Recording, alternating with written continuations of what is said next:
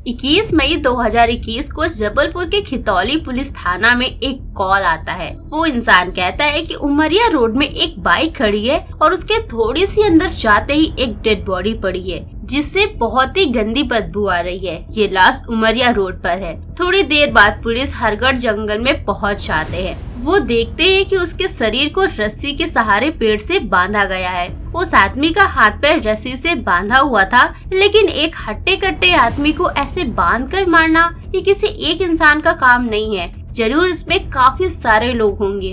Police को उस लाश के पास से एक पत्थर बरामद होता है, जिससे वही बदबू आ रही थी।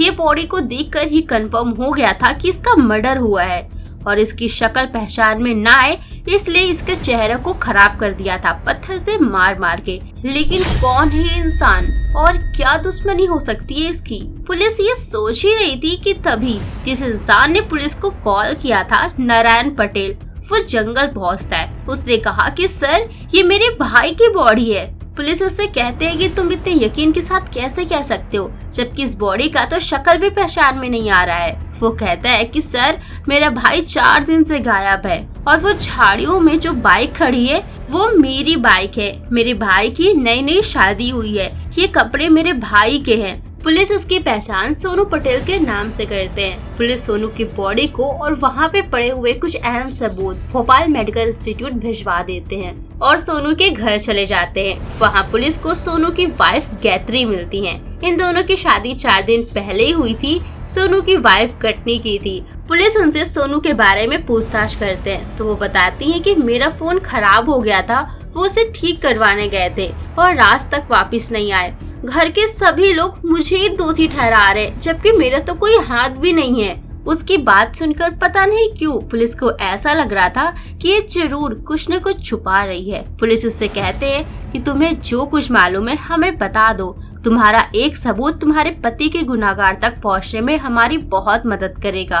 पुलिस की बात सुनकर गायत्री को रहा नहीं गया और वो सारा सच बता देती है। जब गायत्री शादी करके घर आई थी तो पहले दिन ही मधु, जो कि सोनू की बहन की ननद थी, वो गायत्री को खरी खोटी सुनाने लगती है। गायत्री उससे पूछती है कि तुम मेरे से ऐसे बात क्यों कर रही हो?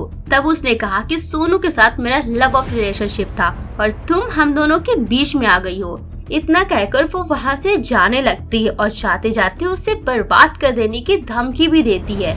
जब ये बात उसने सोनू को बताया, सोनू उल्टा गायत्री पर ही चिल्लाना शुरू हो गया। सोनू ने गायत्री से कहा कि तुम्हें उससे मिलने की और बात करने की क्या जरूरत थी। गायत्री ने साफ कह दिया कि मैं इस घर की बहू हूँ, कोई मुझसे मिलने आया है तो मैं उसे मना कैसे कर सकती हूँ। मधु ने जो बताया उसे लेकर शादी के दूसरे दिन ही इन दोनों के बीच में झगड़े शुरू हो गए। सोनू जबरदस्ती गायत्री का फोन बनवाने के लिए ले गया और शाम को जब वो वापस नहीं आया, उसने काफी बार उसे कॉल ट्राई किया, लेकिन उसका कॉल भी नहीं लगा। इसीलिए सब लोगों ने मिलकर उसकी गुमशुदा की रिपोर्ट लिखवा दी। गायत्री की बात सुनकर पुलिस को एक बात तो कंफर्म हो गया था कि मधु और सोनू रिलेशनशिप में थे और सोनू भी एक बार गायत्री से ये बात छुपाने की कोशिश कर रहा था। पुलिस ने जब सोनू की कॉल डिटेल निकाली तब उन्हें मालूम हुआ कि उसने आखिरी कॉल मधु को ही किया था, जिसमें उसकी काफी लंबी बात भी हुई थी। पुलिस इन्वेस्टिगेशन कर ही रहे होते कि तभी भोपाल से रिपोर्ट आ जाती है। रिपोर्ट में था कि पहले रस्सी से उसका गला घोटा गया और इसने अपने आप को बचाने की काफी कोशिश की, जिस वजह से इसके हाथ पैर में लाल निशान आ गए थे। इसका गला पतली सी रस्सी से घोटा गया था और रस्सी इसके गर्दन को चीरती हुई अंदर घुस गई। इस रिपोर्ट से हम ये अंदाजा लगा सकते हैं कि उसकी मौत कितनी बेरहमी से की गई थी। पुलिस पूछताछ के लिए मधु को बुलाते हैं और उसके सामने वो सारे सबूत रखते हैं, वो कॉल डिटेल और उसने जो गायत्री को धमकाया था, ये सभी चीजें। उसने कहा कि मैं और क्या करती, मेरे पास मारने के अलावा और कोई रास्ता भी नहीं था। मधु के भाई की शादी सोनू की बहन से हुई थी। ये दोनों परिवार बहुत ही पहले से एक दूसरे को जानते थे और जमीन के सिलसिले में अक्सर सोनू मधु के घर आया जाया करता था। इसी बीच इन दोनों के बीच में दोस्ती हो गई, लेकिन कोविड का टाइम आया। सोनू की बहन और मधु दोनों घर आए हुए थे और फिर लॉकडाउन लग गया, जिस वजह से वो घर पर ही रुक गए और कोई घर से बाहर जा ही नहीं पा रहा था। इसी बीच इनमें और ज्यादा दोस्ती बढ़ गई। और एक दिन इन दोनों ने एक दूसरे को प्रपोज कर दिया और यहीं से इन दोनों की लव स्टोरी चालू हो गई। लेकिन इसके बारे में सोनू की बहन को मालूम पड़ जाता है और वो साफ कह देती है कि ये दोनों परिवार की बहुत इज्जत है और मैं नहीं चाहती कि तुम दोनों की वजह से इनकी बदनामी हो। अगर तुम दोनों के अंदर शादी का ख्याल भी है तो उसे खत्म कर दो, क्योंकि ये पॉसिबल नहीं है। सोनू की बहन मधु को वापस घर ले जाती है, लेकिन फिर इन दोनों के बीच में फोन से बातें होना शुरू हो गई।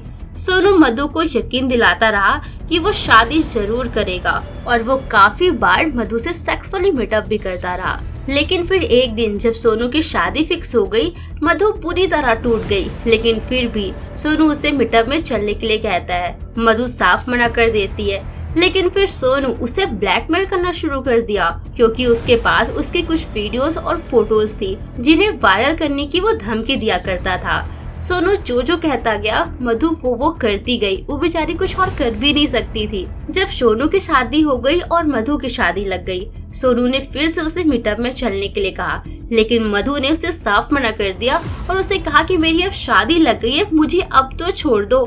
सोनू ने उसे फिर से वायरल करने की धमकी दे दिया। मधु ने कहा ठीक है, ये हमारा लास्ट मीटअप होगा, लेकिन इसके बाद तुम मेरे वीडियोस और फोटोज डिलीट कर दोगे। बदले में तुम जो कहोगे और जैसे कहोगे मैं बिल्कुल वैसे करूंगी। सोनू बहुत खुश हो जाता है और ये डील एक्सेप्ट कर लेता है। सोनू को घर से बाहर जाने का बहाना चाहिए था, इसीलिए वो गायत्री का फोन बनवाने के बहाने से वहाँ से बाहर निकलता है। जहाँ वो दोनों अक्सर मिला करते थे वो दोनों वहीं जाते हैं। मधु के साथ उसकी बुआ की बेटी भी आई हुई थी। मधु उसे स्कूटी के पास ही रुकने को कहती है और सोनू के साथ वो अंदर चली जाती है। मधु अपना स्टॉल नीचे बिछाती है जिसमें वो दोनों बैठ गए और थोड़ा बातें करने के बाद मधु उसे रोमांटिक अंदाज में कहती है, पहले मैं तुम्हारा हाथ बांधूंगी, फिर तुम्हारा पैर बांधूंगी और हमारी ये लास्ट मीटअप बहुत ही यादगार बना दूंगी। ये सुनते ही वो और ज्यादा खुश हो जाता है। लेकिन उससे पहले मधु अपनी वीडियोस और फोटोज डिलीट करवाई और फिर उसका हाथ पर रस्सी से बांधी और उसके आंख पे पट्टी बांधी। इसके बाद पत्थर से इसके सिर पर जोरदार वार करी, जिससे वो मदहोश हो गया। वो पतली सी रस्सी से उसका गला घोटने लगी। वो काफी तड़प रहा था, लेकिन फिर भी कुछ नहीं कर पा रहा था और उसकी मौत हो गई। मधु ने उसे पत्थर से उसके चेहरे को कुचल डाला ताकि उसका चेहरा पहचान में न आए। उसने अपना स्टॉल उठाया और वहाँ पर पड़ी हुई जो उसकी सामान थी वो उसे लेकर वहाँ से चली गई। मधु को अरेस्ट कर लिया गया और इसकी बुआ की बेटी जो कि नाबालिग थी, इसे सारी चीजें मालूम थी, फिर भी ये पुलिस से सारी बात छुपाई। इस वजह से इसे बाल सुधा गृह पर भिजवा दिया गया। ओके गाइस, तो मिलते हैं नेक्स्ट और एक धमाकेदार टाइम की स्टोरी के साथ। Thanks for watching.